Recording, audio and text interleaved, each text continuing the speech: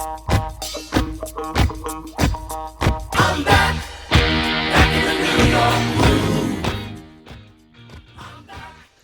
Brian, Scott, I'm back. yay! Back in the New York groove. But man, did you hold down the fort. An hour of solo talk. That's tough. Yeah, it was deeply weird and strange. As I said to the audience, it'd be one thing if you were like in a radio studio, you might feel like a less weird person. But when you're in your bedroom, just talking to yourself for an hour, it starts to feel like a very unusual thing that you're doing. Like an hour too. Last spring when the pandemic first started, I decided I was going to take up a little podcasting, and you were, kind of busy like a lot of people adjusting to the new realities. So I did a few solo things on my own, but I think the longest I ever went solo was 12 minutes. And that was felt like forever, Well, that's probably what it felt like to anybody who's sorry enough to have listened to it. But it's out there, and it is what it is. But glad to have you back. It's nice to talk to another person, a little rhythm. It's always good. Yeah, just nothing wrong with little fellowship. It's a back and forth. Right. Like when you're playing tennis, somebody's got to hit that ball back. Right. Well, and right, to be fair, if you were playing tennis against me, there probably wouldn't be anyone hitting the ball back, and it would be, a very similar experience to recording by yourself.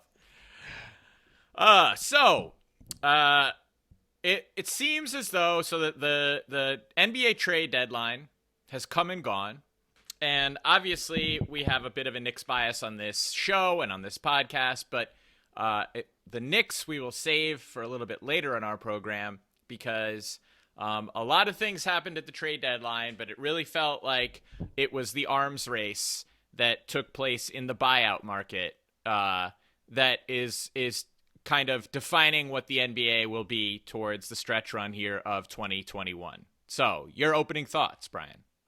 Yeah, you're right. It's interesting that there was so many potential trades rumored. And that happens in every trade deadline in every sport.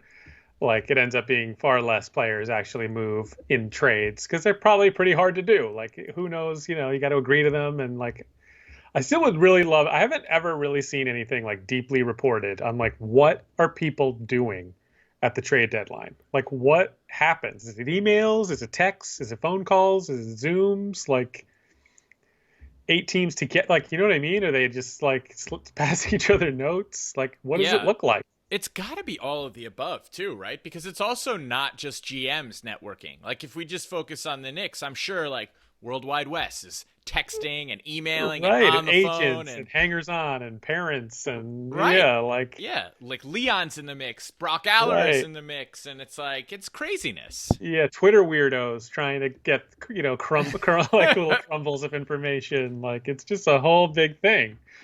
But yeah, I agree with you that it ended up that the buyout market seems like that's where the action really was.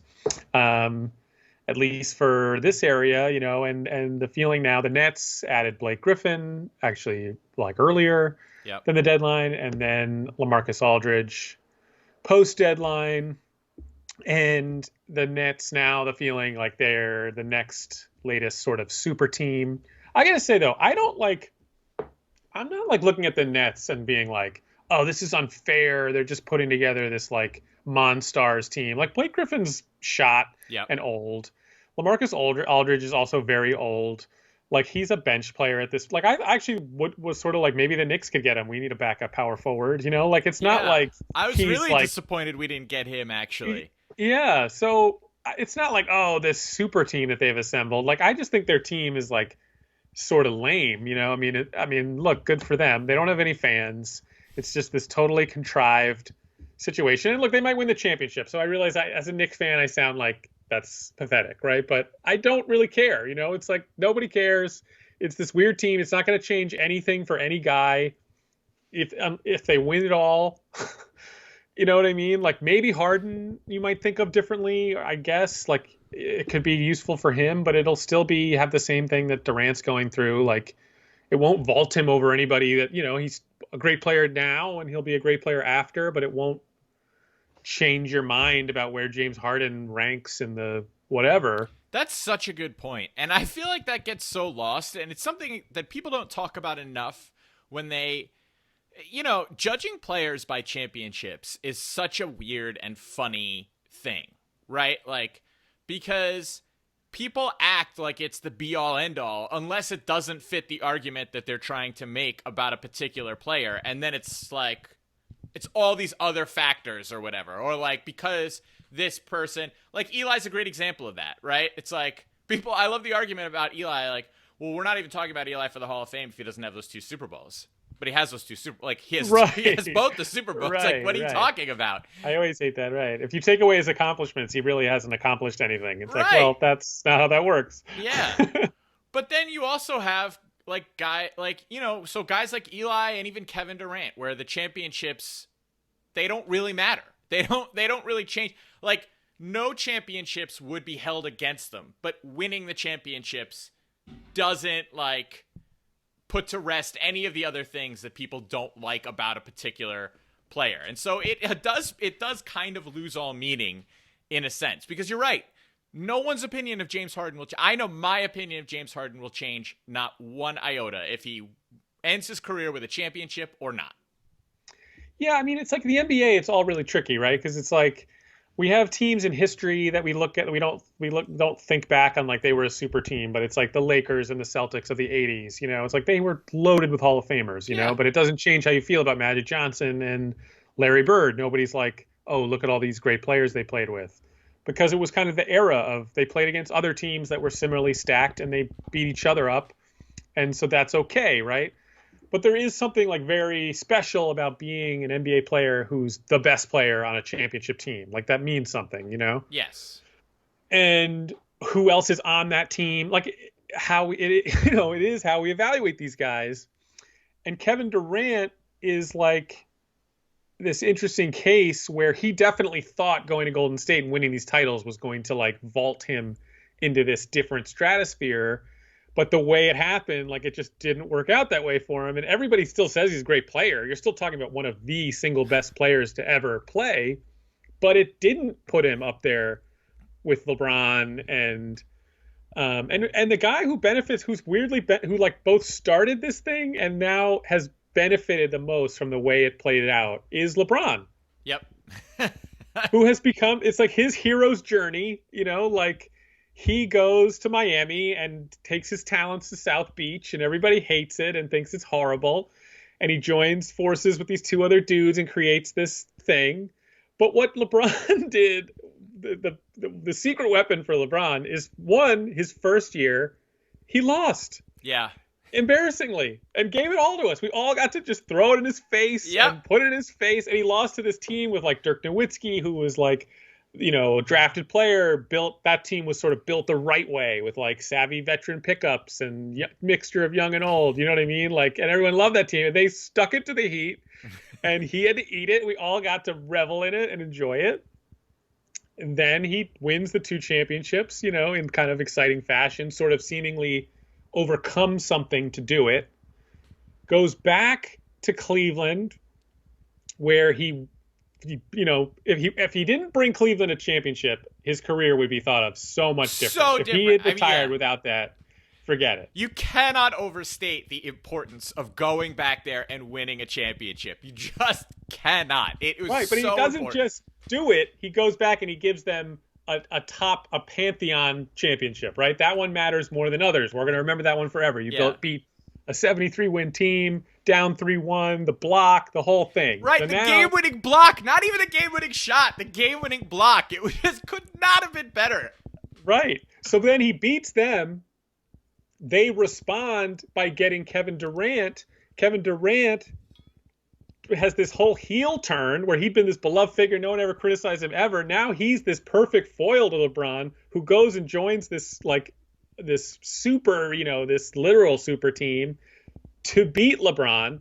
LeBron loses twice to them, but actually is elevated, in the process because of how well he played and how, his supporting cast got worse. And he you know what I mean? It's like elevates him. So then LeBron, he gets to do whatever he wants now. He goes to LA and he brings in Anthony Davis, but no one thinks of it. Like, you know what I mean? Right. And then Durant, if anybody was going to criticize LeBron, he goes to Brooklyn and has now created this like even grosser situation that like LeBron looks like the guy, you know what I mean? So it's like the way the NBA, it almost feels rigged, like scripted Right. to as this hero's journey to like LeBron is the main character of the NBA of the last 10 years. I think that's fair to say. And it like almost feels scripted to have him like leave as, you know what I mean? Like it's just this perfect narrative of his career. Yeah, and it's really excellent. I think too, you have to think about it like I just think it's also how Kevin Durant, if like, you know, because this is great, we're revisiting the origin story of both players to Right. a large degree, right? So LeBron, it's really ultimately with the two of those guys, it's about how they processed the vitriol directed at them from their like their second team that they played for. Because, you know, arguably, I think you said it right. What LeBron did was so much worse. It was so cruel. Yeah, that was terrible. That was Right. so bad. I was out. First of all, you know, I hate Cleveland. Just because, as everybody who listens to our show knows, I went to Ohio State. And, you know, not being from the state of Ohio myself, you go there and you just realize that the love for Cleveland, Ohio is so beyond obnoxious. It's the thing that I can connect to when people talk about how insufferable Buckeye fans are. I get it to the extent where that must be to other people how I experience other Buckeye fans acting about Cleveland. Like, Right. I think I mentioned once on the pod before too that like a lot of people I knew from Cleveland thought that Major League was nonfiction. Like when I moved out there, people still thought I was a Yankee fan. They were like, oh, well, like, you know, the Yankees-Indians rivalry. And I was like, what rivalry are you talking Right. about? They're like, you know, Major League, Clue, like not Right. real. Didn't A happen. movie. Never Right. We never faced each other in an important game ever. But so like LeBron just stabs them in the heart while he Yeah. looks at them, and then is like, "What?" You know? Right. But you're right. They lost, and it let everybody kind of get it out of their system of like that was wrong, you know. Yeah. And it allowed us to do that, but it was also how he processed it, and he like Durant just got so much more resentful of like how dare everyone be so angry at me, and Right. that resentment never brought him to a place where he was able to foster that goodwill again. Like you go from, first of all, too, right, you go to Golden State and that makes you and Golden State like hated, and that somehow your demise there begins with kind of a messy on-court fight with Draymond Green. Who likes Draymond Green outside of Golden State? Like you managed to Right. make yourself the bad guy with Draymond Green. Right. And then you choose Brooklyn, like the Brooklyn Nets. Like you said, you choose a team with no fan base at all. Right. Like none. Right. You Right. know? No one no one's now invested in you redeeming yourself. Right. Nobody. Yeah. Nobody. I mean, I would say I've met a handful of people who claim to like the Nets, but like they're just people who love the Knicks and don't have an issue with the Nets being here. Right. But there's nobody out there that's like, I am a Nets fan first and foremost. I have zero allegiance to the Knicks. This is where those people don't exist. Yeah, yeah. And if they do, they're like, come on. It's like maybe there's some New York transplants who like came here, and obviously the Knicks have been so bad who now are like it's hip or whatever. But it even hasn't like the Nets did everything right, sort of from a branding, whatever standpoint, to make themselves potentially cool, and like it still just hasn't really happened. Like, and even now, like with this team they've assembled, like you just don't. I mean, look, I don't know. I'm not around the city anymore because of the pandemic, obviously, but like there's no feel, right? Like, just follow the back pages. Like Emmanuel Quickly has been on more back pages than James Harden has. Like Yeah. there's just no juice. Yeah, I live in Brooklyn. And yeah, I'm not like as out and about as I probably would have been around this time a year ago. But I think a great example is my father-in-law. My father-in-law, I think like he lived in Puerto Rico for maybe a year or two, but the rest of his life he's lived in Brooklyn his whole life. And when the Nets came, he was excited and he was like, no, I'm going to root for them. Like I've lived in Brooklyn my whole life, and this is the first time in my life that there's been a team for Brooklyn. I'm not going to not root for them. But he loves the Knicks. You know what I mean? Like, he's just, like, okay with the Nets being like, here. Right. And I think that's the best they can do. And even like you're saying with the transplants, like, they're not people that we take seriously. They're not they're not like real people. They're, you know, whatever. You can't come here and then root for the Nets. That doesn't exist. But yeah, you're exactly right. There's no juice. It's sort of like I think the week we had Matt on, and this is something I want to talk about later, but you know, back when we had Matt on that time, I just wasn't in love with Randall yet. And you guys were like, why? Like, what's? And it's just like, because you just can't control when you fall in love. Yeah. You know? And like, you're right. They did everything right from a branding perspective. Their arena is in a cool spot. They have cool colors and uniforms. They have like Jay-Z at courtside at the beginning. Like, they did everything right. And now they have an awesome team. Yeah. No one cares. And it's still like the Knicks are 23 and 22. Who cares? And they've actually set themselves up as this perfect foil to us, where it's like, screw them. We're going to build something even better that's like more fun.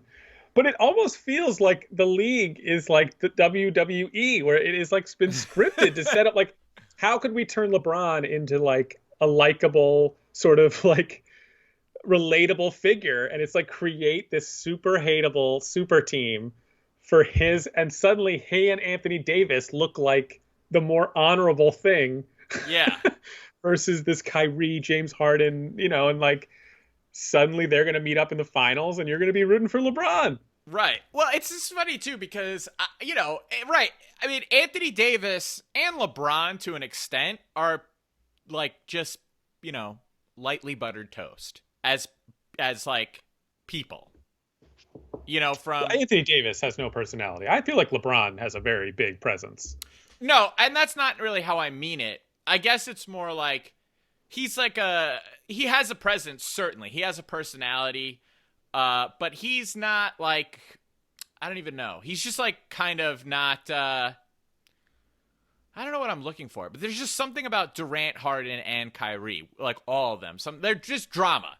LeBron is aside from the decision, is just drama free for the most part. Or has been for like since that Cleveland title. I think he's just kind of rolled along. Like, everybody respects him now. He's like, there's not a lot of stuff to really, you know, and he's still certainly like, he's taking political stances. Like, he's, I don't want to say divisive, but there's certainly plenty of people who still don't like LeBron, but they're much quieter, you know, like there's not this like overwhelming sense of, you know what I mean? Hate that he's dealing with. Like, he's as respected as you can get, I think. Yeah, I also think like people who really hate LeBron, it's not about LeBron. It's about the person. It's about something about LeBron makes you hate him because you have kind of an issue with yourself. Yeah. Whereas I think like with Durant, Harden, and Kyrie, like a reasonable person can take legitimate issue with all three guys that are like absent of your own personal issues. Right.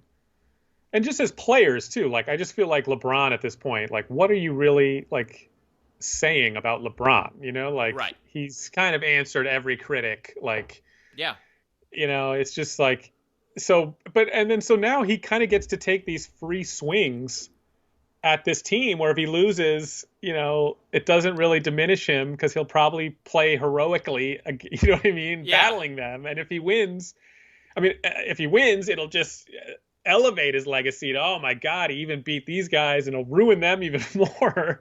But if he loses, it's like, oh, look what they had to do to beat him. They had to the only thing that could beat him was 8 of the best players in the world joining forces. You know what I mean? So it's just like, it's remarkable to me the way this narrative has shaped, and it feels scripted. It really, like, I don't know. It's like some kind of like, it feels written.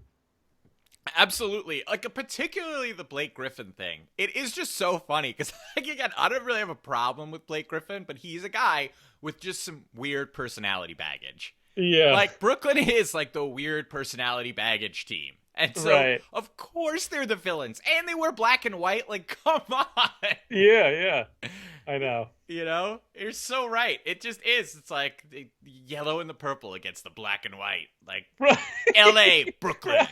Right. I know. It's so funny. Man. I don't know. Anyway, screw them. Right. All of them, frankly. Right, all of them.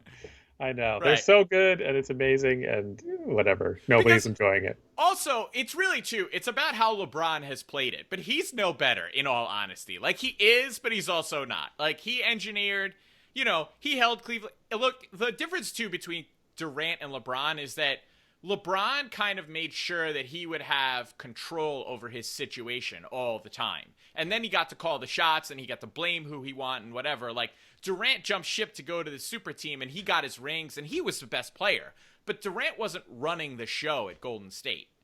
And I guess LeBron didn't either in Miami because you had Pat Riley there and that he went into Wade's situation. But once LeBron went back to Cleveland, like, LeBron always kind of, with the way he structured his contracts and the short deals, like, LeBron always made sure that he was holding a significant amount of leverage over everybody.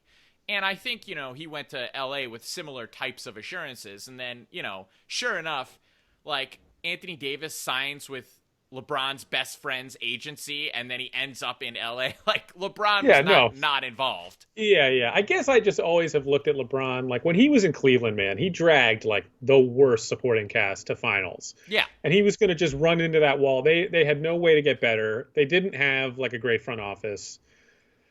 He couldn't waste any more time. He had to win championships. So, like, he was not surrounded by great players. He went and found that perfect situation for himself in Miami. Like, you can criticize it, I get, but the reason for me that Durant, it's like, and look, I don't like care. I don't really fault the guy, whatever. I get it. But it's like Durant is sitting there. He's got Russell Westbrook as his teammate who wins the MVP the next year that he leaves. So, like, he's got good teammates, what I mean? They had really good pieces. They had traded for Oladipo that year. They had good supporting cast. He's in the Western Conference Finals with a 3-1 lead, blows it, and then goes to the team that beat him. Like, if he had even wanted to leave and been like, look, I feel like our run is over here. We've gone as far as we could, like, and go to a spot with like other good players. That's okay. Like, everyone needs great teammates. You can't, but it's just like, man, oh man, like, to go and then expect no backlash from it and seemingly be so shocked that anybody, like, it's like, did you see what happened? What the decision went down? Like, and that was like more defensible to me. So it's like, come on, I don't know. Well, and again, like you said it, what it really boils down to is LeBron got his comeuppance. We all got to let go of it. Right. Because we got to see his defeat. Durant goes there and then they just dominate. And it's just like, Right. Like, there's no vengeance there. No, and he seemingly, he helps them on the court, of course. He's a big part of why they win 2 more championships, but he seemingly spoils the chemistry and the fun that they were having. And it ends with Draymond Green, saying to him, you're a bitch. And you are. And we won without you. And Durant having no reply. And like, then that it ended ugly. So it's just like, it wasn't this triumphant thing of like elevate. It just kind of is going to be this weird mark on his career. Like, how do Golden State fans feel? I guarantee you they like Draymond Green more than they like Kevin Durant in Golden State arenas, like, so I don't know. It's just a fascinating arc of the whole thing. I find really interesting. For sure. All right, Brian, you are listening to Radio Free Brooklyn, independent, listener-supported radio. Radio Free Brooklyn's mission is to provide a free and open platform to our community and promote media literacy, education, and free expression. We rely primarily on donations from listeners like you. Every dollar helps us stay on the air. Support independent community media by pledging whatever you can. All contributions are tax-deductible to the fullest extent of the law. Please support with a monthly pledge or a one-time donation at radiofreebrooklyn.org/donate. Brian, our sweet man, Mitchell Robinson. He's unwell. I know. I'm so sad. Yeah.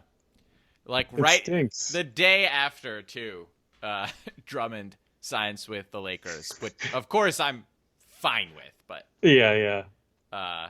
yeah, it sucks. It sucks. But it was suddenly like, you suddenly were like, wait, Andre, Right. forget what we said. Right. Even though I still don't think he's the right even replacement in that situation. Agree. But the thing that stinks about the Mitchell Robinson injury is like, one, I really like him. He's been this bright spot for a few years now. Yeah. And it was fun. It would have been really fun to see him on this good team and have this good role. And I do think we're going to miss him a lot. But it's like Noel does a really good impression of him and I really like a lot. And he's, and Taj I like too. So like we're still good at center, but like I just do feel like the Mitch injury, having him not the whole year, it just lowers our ceiling. Sure. And once if we do get in the playoff or the play-in, like we'll miss him a lot. I think in a playoff series where we're really going to miss him if we actually made one, and where it's going to make us less competitive. Like he's just such a force on the offensive glass. Like he's everywhere on defense, it's just funny because Noel's played so well when he's not in there. And yet as soon as he was back, you were like, oh, wow. Like he's just so much bigger and stronger. Yeah. Yeah. He's such a problem. And especially I feel like on the offensive end, like, he's got much better hands than Noel. Like that's the one complaint I have of Noel is like, he's got the most butterfingers I've ever seen. And, Mitch throws everything down and he's really active on the offensive glass. And like, it's just a bummer. Yeah. When Noel tries to do anything offensively, he's so clearly unsure of himself. Yeah. He does have that little jump shot that Mitch doesn't really have, which is nice, but it's not, he makes one a month or something. So it's not really like, right, and even before he takes that, it's almost like he's looking around. It's like, is everyone cool with this? Before I do this, are we all okay? Is anything else possible, or is this the only option? Right, I'm thinking about shooting it. What do you guys think? What do you guys think? Should I do it? Yeah, go for it, I guess. All right, I'm going to do it. That's so true. I know. So, yeah, like, right. I think it's in one sense, we're lucky that we actually have two other quality centers on the roster. But, it's a tough loss. Mitch is so good. Yeah, and it's complicated. I don't know now. Like he's what set? He's got this team option for one. It's all very complicated. The NBA salary cap, but he has a team option for $1.8 million. He could become a restricted free agent or an unrestricted free agent, or they could offer him some kind of like extension at $10 million a year or something like that. Yeah, or they could do a couple of wink moves where they could structure his contract where it's like they pay him a lot and then they don't pay him as much later, or I don't know. Jonathan Macri actually does a really great job of summarizing the three scenarios that we face with Mitch's contract. I think that my general takeaway is that all of them are fairly favorable to us. Yeah. Like, and I just think what it'll boil down to is, does Mitch want to be a Knick, or is somebody going to be able to lure him away? I just think that it's sort of senseless to worry about. Like, he's a weird guy. I don't know what his decision-making process is. I think it's really hard to predict. I think it's difficult to tell who is influencing him and how much like he feels like he's in control of his own destiny. I just think ultimately it's gonna boil down to Mitch. Like, I think we could play it absolutely perfectly with how we handle his contract situation, offer him exactly the right amount, like do the best job we can, and it could still just come down to like Mitch wants to just go somewhere else for whatever Mitch reasons that he has. Yeah, or how he views himself. I'm not totally clear on like. Yeah, I agree. When I look at all the options, they all looked pretty appealing. Like, yeah. It seems like we hold a lot of cards. I'd love to keep him. Like, even someone was talking about it was like 3 years, $40 million. Like, that doesn't seem unreasonable for him. I think he's really good. Yeah. I like him a lot. Like, I'd love to have him as the center as we go forward here. But they also seem like if they see better options for that money, like they could do that too. Like so, it's like it's a really short-term bummer. My sense is it doesn't change too much even about how they were going to proceed. Right. I just think that there is, and like our friend of the program, Matt, is always super concerned. He falls into this bucket, but I just think there are a lot of people out there that are hyper concerned about Mitch and the contract and like, what are we going to do about Mitch? But it's just like, it seems to me just senseless to worry about. Like, we have a really good amount of leverage in almost like any number of scenarios. We hold really good leverage over Mitch, but he still might leave. So you just like, Yeah, I think the issue is like you don't want to pay him too much. It's hard to value centers right now.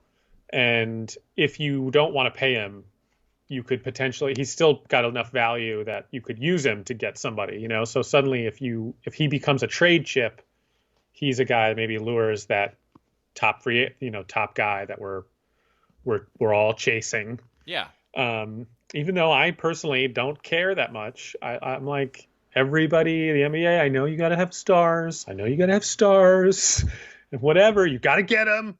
You got to get one of these. I'm like, I like the team we have, and they're going to get better, and I'm okay.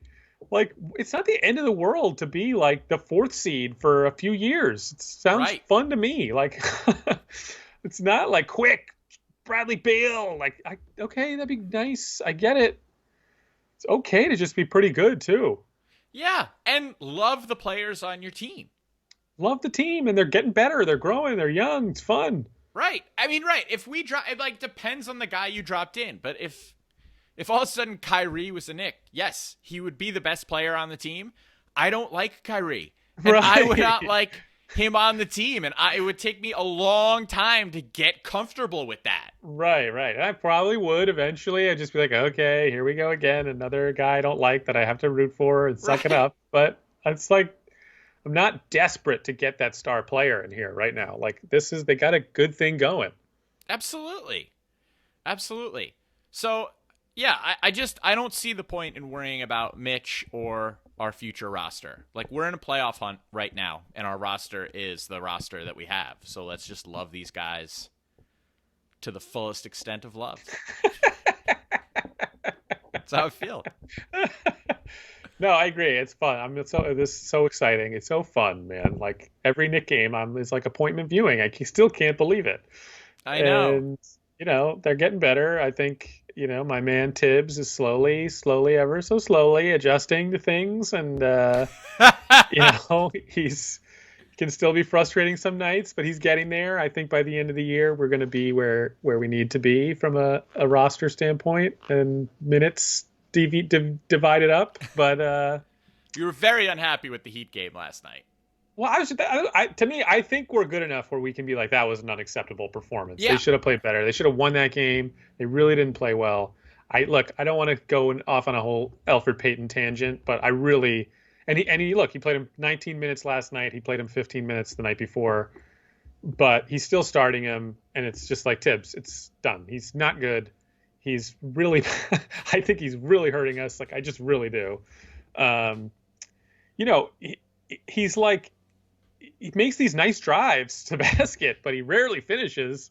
Yeah. And he never finds anybody. Like, there's always guys where you're like, RJ's like standing on the wing, like wide open. He just doesn't seem to have any vision. Yeah. So anyway, I don't want to get into a whole thing about him, but I like, and I think Tibbs is getting there.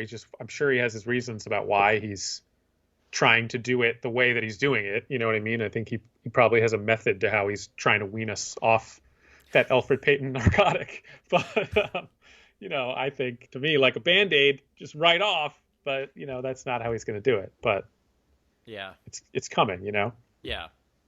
And it could be like, Derrick Rose has been remarkably good for a guy who just had COVID. Yeah. Well, that's the part that's really weird is like, there's Derrick Rose, who's like your guy, who is Elfrid Payton only good. Like, he drives, but he lays it in the basket. Right. He's not a good 3-point shooter, but he can hit 3-pointers. He, gets to the line. Like, he's a decent passer. Like, he's not, yeah. Maybe he doesn't always, not the facilitator you'd like him to be sometimes, but he's better than Peyton is. You know what I mean? Like, yeah. He'll find guys. So it's like then it becomes really weird. Yeah. I Well, think he loves that quickly Rose connection, could be, but yeah, but even I don't that know. connection is like we, they're not so good together. We have to keep them together. Right, right. Yeah. Yeah. I do think probably Tibbs is just like kicking the tires on Rose from COVID. And then once he feels more confident, I think I think he's you're probably right. Yeah. yeah, I hope so. I think he's ready. Um and then yeah, we'll probably get more quickly. Although Frank has been conspicuously absent for the last 2 games. Yeah, yes. He's back in the situational doghouse. And I like that quickly Frank backcourt. Like that's the role. I like that you know, more you don't want any more than that from Frank, but I like him in that role. Yeah. So I hope he goes back to that. Yep. Obi show a little life. A little bit. He Little did a life. thing. He did a thing. He did right. He almost did 2 things. Right. He did a thing. He took the ball and he dribbled with it and aggressively And yeah, it scored. and scored. I think that to steal a line from one of our shared favorite films, The 40-Year-Old Virgin, and I'm not going to say the line, but I think that Obi has been putting the you-know-what on a pedestal. And and I don't mean it in the sense of actual like his relationship with women. I'm talking about just whatever. Like whatever it is, he has made this into a much bigger thing than it is. And that's also like insultingly minimizing the fact that he's making such a big deal out of his NBA rookie season. Like, of course he is, right? But I think he has. I do think that like he can't be as bad as he's been. He can't actually be that bad. I think Right. that he has like really psyched himself out, really dramatically lost confidence. I don't see why it's like. I don't see. I mean, I do think that they think he's been not bad in practice or not nearly as bad in practice as he has been in games. Like, I think there's a possibility there. I'm coming around to it a little bit. Is that stupid? That maybe he's been good in practice. Right. Or that maybe he's not quite the disaster he seemed to be. Yeah, I don't know. I mean, I'm not ready to say Obi Toppin will never be a good NBA player, but he's shown nothing Right. that Nothing. makes me think that he will be one either. Like he has not had. I mean, that he had a good 5 minutes the other day, sort of. You know, Right. Sort of.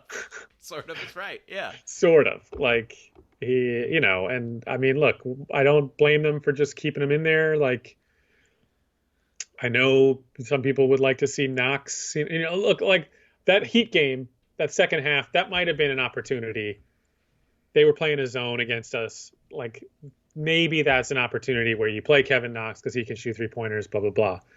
But again, I don't. It's probably not worth it. He's not good either. But Obi, he's just been. I don't know. He's been so bad. Yeah, he's terrible. He's been so bad. Knox he's a mystery. He's a mystery to me. I don't understand. I get all the arguments that people have for why he should play. None of that is lost on me, and I don't necessarily disagree with any of it. I just think if he's not playing, he has plenty of cheerleaders. Like we've made the jokes about how we're Kentucky. We're the pro Kentucky. We got Wes. We got what's his name that didn't leave for DePaul, thankfully. Yeah, I know who you're talking about, but I've lost Kenny it. Payne. Kenny Payne. Yeah, Kenny Like, Payne. we got Worldwide West. We got Kenny Payne. Like Nerlens Noel, Randall, Quickly. Like all these players that are Kentucky guys. Like all played for Calipari. Yeah, I don't think it's like a conspiracy against him. It's just like, it's either one, they're flawed, and he's choosing one flawed player over the other, and maybe it should be the vice versa. But I mean, it's not. It's not like, how is it possible that you're choosing Obi Toppin over Kevin Knox?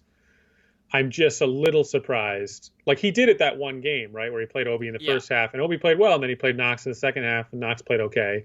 I'm surprised he hasn't done that a few more times. It's like my only. Yeah, yeah.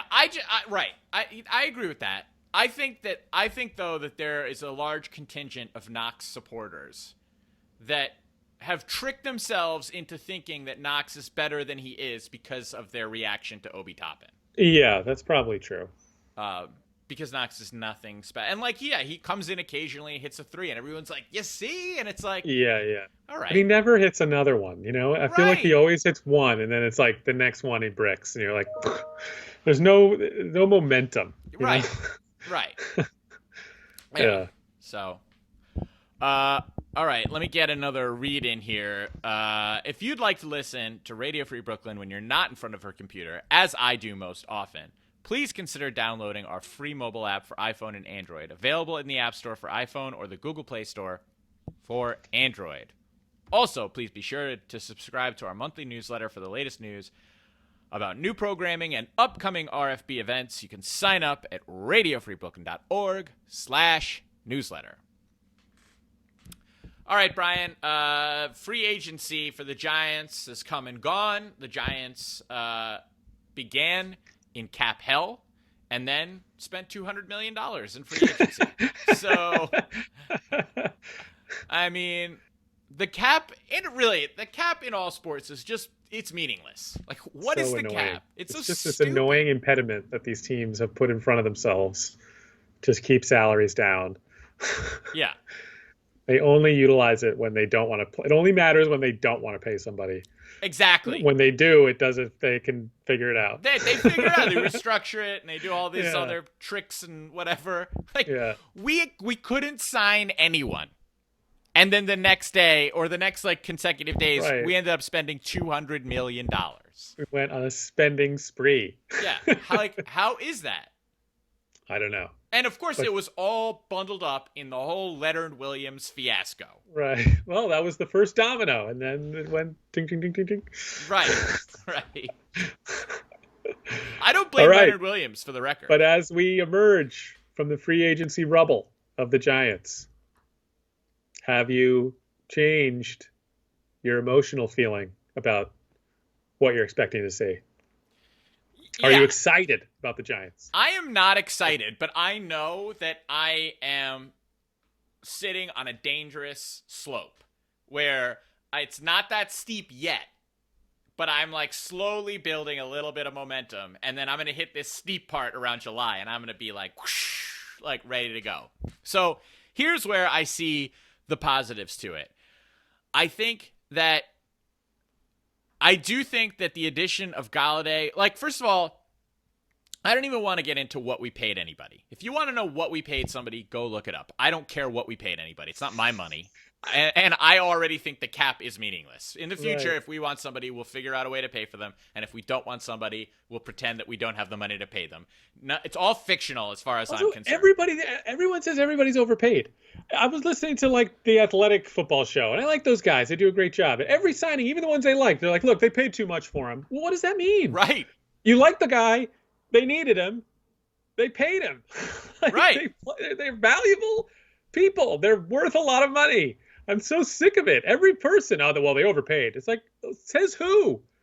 Right. And you hear a lot of talk like that. People extend that talk into their regular lives. Like, you know what I pay for everything that I buy? What it costs. Right, and more than I want to. Right. Always. Right. Always like a little more than I think I should. Right. Always. Right. That's how it is. But you pay that because that's what it costs. Like, And you want it enough that you pay it. right. Absolutely. It's Oh. so ridiculous. So I don't care what anybody is getting paid, except if the Giants get to do it, I do too. I don't care what anyone's getting paid until I don't like that player, and then I'm going to care about what they're getting paid. Right. But, right. but until that time, right now, I don't care what anybody's getting paid. I don't care how much we paid Kenny Galladay. I think that the Galladay, like, okay, here's what I don't like. I think that Galladay and Rudolph were moves designed to make Jason Garrett more comfortable. Because people could say what they want about Daniel Jones, and you've said it, and you're right, it's a huge year as far as Daniel Jones goes. But those moves were made for Jason Garrett. And I know I am a crazy Reddit conspiracy theory guy when it comes to Jason Garrett. It's well documented in this space. It's well documented here. But I just think those were Jason Garrett moves. We gave Jason Garrett a tight end that I think is comforting to him. Like, Engram is not a traditional type of tight end, and Caden Smith kind of is, but he's probably not good enough. So they bring in Rudolph to be, what we keep hearing about is like the Jason Witten for Jason Garrett. And then we get Jason Garrett's offense's like guy who takes the top off, which Slayton was just not good enough to be that guy for the team last year. So hopefully that makes our offense, and then of course, obviously too, we get Saquon back. So I think that makes us good enough to be potentially exciting. I think that helps Jason Garrett. If it helps Jason Garrett, I don't want to help Jason Garrett, but if it does help him, it will help Daniel Jones inevitably. And I just like some of the things they're going to be able to do. Like, I think that to having somebody who could take the top off the opposing defenses does open up some of these crossing routes for Ingram, where he had some drops because he's well covered or he hears the footsteps or whatever. I think Rudolph helps with that a little bit. I know there are concerns about the offensive line, and I get them, but, I also feel like for whatever non-Giants games I watched last season, there wasn't a game where you're not hearing like this team has offensive line issues. Every team, talk about guys that are hard to come by. It's really hard to find a 300-pounder who's quick and agile and good at moving backwards instead of forwards. Like, those are tough guys to find. Yeah. So, every team has some issues along the offensive line. So what are teams doing to scheme them up? And again, that's something where I think Jason Garrett has a real weakness, but if we have some weapons that make Garrett a little bit more comfortable, I think he'll be a little bit better of a coach, and that'll make us a little bit better. And we got another corner. And I think that, we lost Tomlinson, which sucks, but we still have a really stout defensive line. We don't have much of a pass rush, but we have a really awesome secondary. So I think we don't have the edge rushers, but we still have the draft too. They could get a guy there. Yeah. They have some interesting, guys who can potentially like apply some pressure. You know what I mean? Like, they can. I'm definitely moving more into the like. I'm looking for. They did enough for me that I'm now looking forward to the season. Yeah. I agree. I'm excited for it to start. Like, I like the pieces, the way they all fit. It's a nice little jigsaw puzzle. Like, they got every guy seems to be in the right role on offense. The offensive line is my big concern. I would actually attack the offensive line in the draft. Like, I do think they should get another guy in there. Although they did add somebody. I forget, they added a guard who I think who was a starter for the Texans last year. Yeah, and he's played for who was it? He went to Tennessee, and the head coach at the time I think is our linebackers coach now. Right. I forget the guy's name, but anyway, he's been a starter in the NFL a lot. Right. So we needed somebody like that. And it's a huge year for Daniel Jones, but I still think there's the potential there. I was listening to again, I was saying the Athletic Football Show with Mays and what Nate, who's Mike Tyson's son? Yeah. Yeah. And they're good.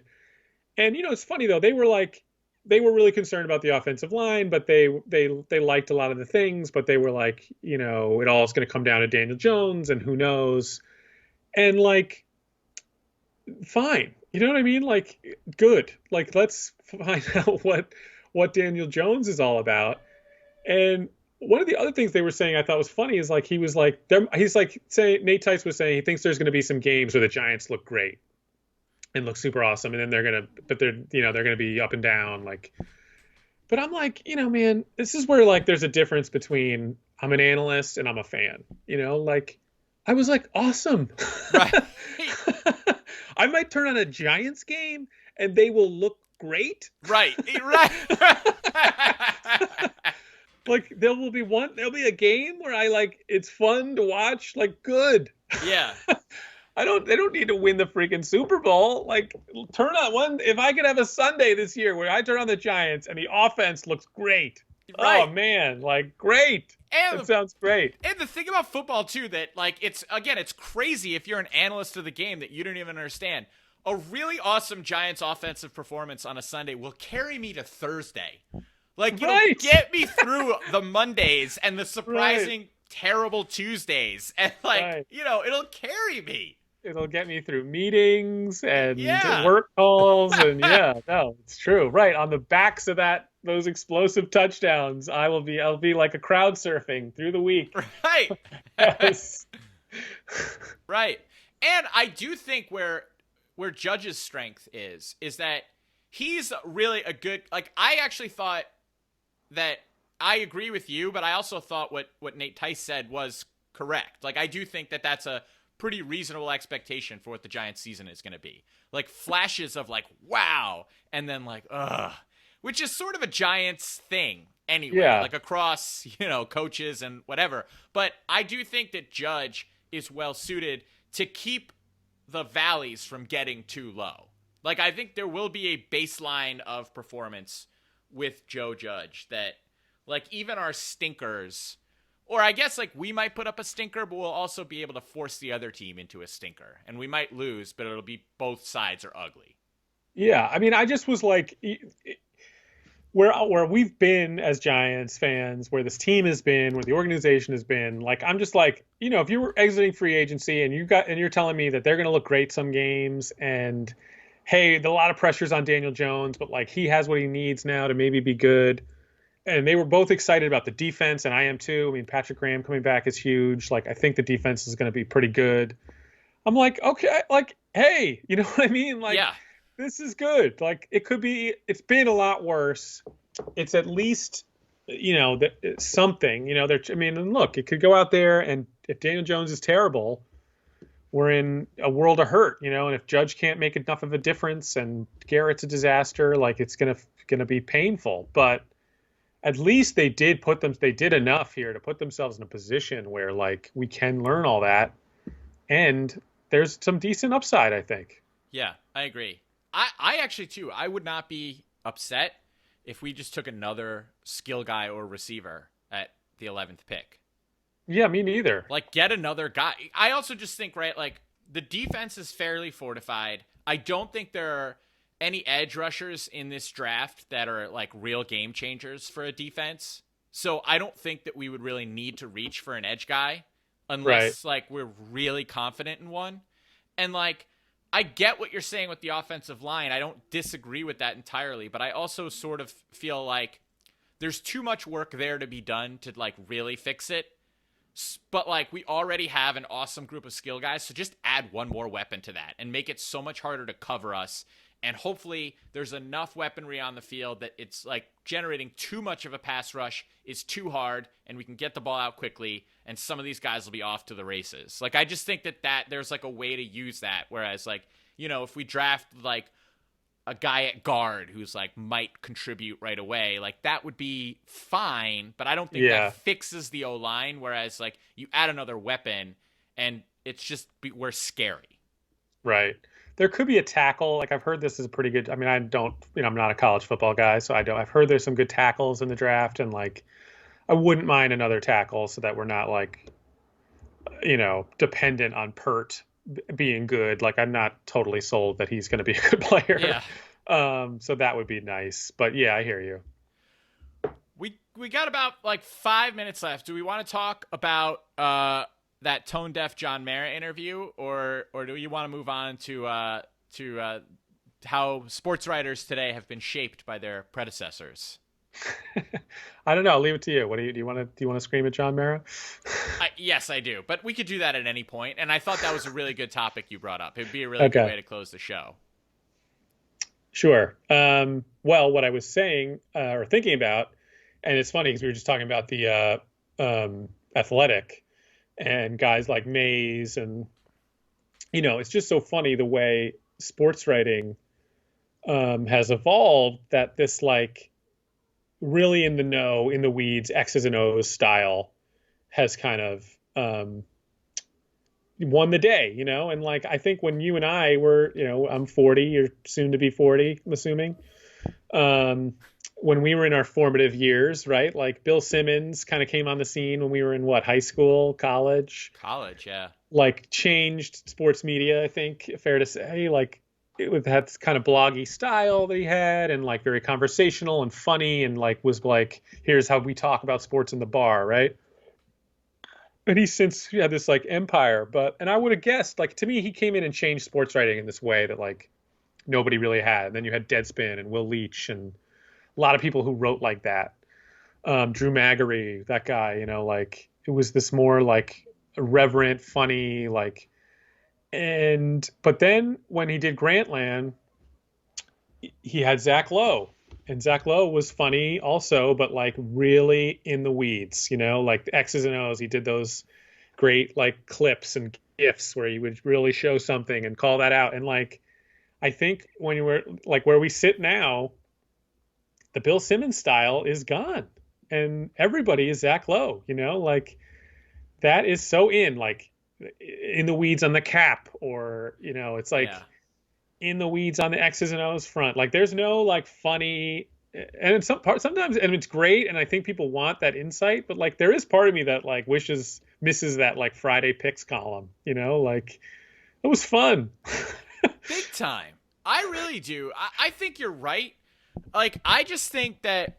So I also before I give my opinion on this, I want to, because I know that your diet of Bill Simmons is cut down to almost nothing at this point. Is that correct? Am I assuming that right? Yes. Yeah. So like, what got you off the Bill Simmons train? I don't know. It's probably what I'm saying. Like it started to feel like empty. Like he doesn't really know what he's talking about. He's just winging it. Like he's not really watching the way those guys are. And also he just doesn't write anymore. And I don't like him as a podcaster. Although I think if you actually now look at his career, like he's had a bigger influence on this medium you and I are indulging in right now than he does on sports writing, like, Yeah. although, and because part of me like misses some people like him in sports writing. Like everybody is a GM now, and like in the most annoying way, you know what I mean? Like everything is like getting draft picks or paying a guy less than what you know what I mean? Like accumulating assets and what, like I was listening to these guys rave about the Colts GM, who is great and has done a great job, right? But it's like the way he's accumulated all these assets, and he's still got salary cap room and draft picks, and it's like and nothing. What have the Colts done? They just traded for Carson Wentz. Like who's excited to watch him this year? Like and they're set up well, and maybe they're going to have a great run, but like, how about Jason Licht down in Tampa Bay? Like, isn't that, like, what is the Colts? It's like this game more than just like winning is the thing you're trying to do. And not that, and I like the Colts guy, and he seems really smart, but like, it does seem to me like he's a little overly conservative, where it's like, look, at some point that team's got to like win a Super Bowl or be a contender. Like they've just been okay. Absolutely. It's why, not to jump back to basketball, but like with the Knicks, it's like anything where it's like at this stage of the Knicks process or rebuild or whatever you want to call it, like I don't want picks anymore. I don't care about picks. Picks don't do, and like they're great in theory, but I want players, like real life humans that will be on the court playing basketball for the team that make the team better. Not like you're saying assets and futures. Yeah. Just even about the like the world of sports somehow. It's like that has all been great, and like it is like I think all these outlets are doing a really great job, like The Athletic, and like Macri does a great job. But it's like there is part of me that misses just this like funny, like you don't have to dive into even though in the same breath I was saying like it's sort of I got turned off by Bill Simmons maybe because he wasn't perfect. He seemed more like this guy's just watching TV once a week and telling you, you know what I mean? Yeah. But I don't know. Well, I just think, by the way, we're in bonus time already. We're just in bonus time. We're bonusing. Okay. We're bonusing, Brian. Like, I think that, because I still listen to Simmons pretty regularly. I'll usually look at the description of the episode, and if it sounds interesting, I'll listen, and if it doesn't, I'll just delete it from my phone. But I think what he always was, like, I think because the thing is, like, yeah, he brought Zach Lowe to Grantland and Bill Barnwell, and then by extension, like Robert Mays, and like those, that's kind of the first wave of the kind of writer that you're talking about, right? Yeah. And I agree, and I like those guys, and they have their place, but I wouldn't call their writing vegetables exactly. They're not vegetables, but I guess they are, right? They're just like a delicious salad as like a starter. Right. Not like just a healthy salad with no dressing type of vegetables, but they're like still a salad to a degree. And what I think Simmons used to do really well, and I agree with you. There's some of it he's sort of lost touch with or whatever, but he still does fairly well. Is he kind of takes the nerdery of it and makes it taste a little less like vegetables. Like when he's able to take a Zach Lowe piece or a Bill Barnwell piece and sort of paraphrase it and put his own spin on it, it takes it and it makes it a different kind of accessible. And so in that way, I still think he has that talent, and that's kind of been his influence, is like, hey, look at these guys. What they're saying is important, but it's still also really important to have people out there who are able to just like put that in plain English for those of us who don't really have the time in our lives to digest like a 25-minute read of Zach Lowe or Bill Barnwell, you know? Yeah. No, I think though it's funny because like I think where now his influence is bigger is like sports talk. Yeah. And like I would listen to Bill Simmons and everybody in his podcast world over sports radio, like over the fan at this point. It's so elevated. It's like taking that and made it better. Yeah. And smarter and funnier. And like that's where now he's kind of had a bigger impact. But it's amazing to me how few sports writers there are out there with his style, which was once like the dominant style. Right. Like it sort of felt like it was taking over. And it's all that other thing. Yeah, and that is weird. I don't know, what is that, you think? Like, is it just people wanting to, like, I guess too, you either read sports writers or you listen to guys on talk radio, and they're typically going to be more informed than the average fan because they just have better access than we do. And so they have like better information, and guys like Zach Lowe and Bill Barnwell are bringing like the information directly to the people so that we can read that stuff and then we can like become our own type of GMs because suddenly we have that information that typically used to kind of be exclusive to other people. Yeah, I don't know. Maybe it's just like, I think it is people just want, there's so much competition for eyeballs, and they're really, maybe they figured that like there's Barstool or whatever for the casuals, and then like if you want to build an audience, like you got to get those deep, crazy sports fans. Maybe they're the people that really drive engagement, like, and that's what they've figured out. And I think there's just this like, you now feel silly maybe writing just in a fun way. Like, I don't, like you sort of, it does feel like I found when I used to try to write, like you do feel like I can't write anything. Like I haven't done that kind of, you know what I mean? Maybe what I know was like baloney, you know what I mean? Like, yeah. Like sometimes I'm breaking down the Knicks. I know I don't know the game the way that like a Zach Lowe does, and then you feel silly saying anything. Yeah. And they've sort of crowded out people who maybe just want to talk about the game, sports in a different way. You know what I feel like doesn't exist anymore, and I wish still did, as like blogs, but like I sort of, it's funny because he's just like becomes such a disgrace, but you and I are both former dish heads. Daily Dish, Andrew Sullivan's former blog, like that was so perfect to me because it really incorporated, it was like Twitter crossed with, it was everything you needed because it was like however many posts he did a day. I mean, it was a lot. Like, let's say it was like 20 posts a day, right? Yeah. Like on average, like 10 of them probably took me less than 2 minutes to read. And maybe like of those 10, like 5 to 7 took less than a minute to read. And then there were others of varying length. Some were like juicy, like I'm saving that one for the toilet or the train. Like some were for like, I'm standing in line somewhere. And they were like varying lengths. And he was like constantly aggregating the best or most interesting information out there and giving his own spin. Like, I would really love for that to come back, both in like news form, like Andrew Sullivan was doing, but in like, I never really had a guy like that who was like the sports equivalent, where it was like, you're my source, you're the person I trust, and I know you're pulling all the best information, like a Zach Lowe article, a Bill Barnwell article. Like, that's a void that I wish someone would fill. I would fill it if I had talent like that. Right. I don't. So I would rather someone. I think you should fill it, Brian. Actually, So here we are. I think you're talented enough to do that. I don't think so. I can't write anymore. It's dead. It's the. I want you I to turn do to the keyboard and nothing happens. Because I think you would aggregate well, and then you don't have to write as much, because you just like pull the quote and then give like a Brian Singer. And you know, the zingers are gone. There's no zingers. Well, on that note, somebody should bring the funny back to sports writing, is all I'm saying. Yeah, I agree. And here we are. That's what the Giants among men are. That's right. That is what we are, for better or for worse, Brian. Right. All right. Anything else for today's show?